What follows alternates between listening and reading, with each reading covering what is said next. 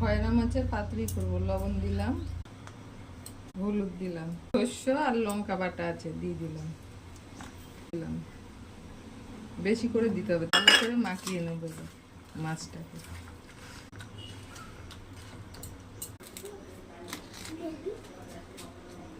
এই যে কচু পাতাটা সুন্দর করে ছোট করে নিলাম, দিয়ে অল্প অল্প মাছ দেবো, সুতো দিয়ে এরকম করে মুড়িয়ে দেবো,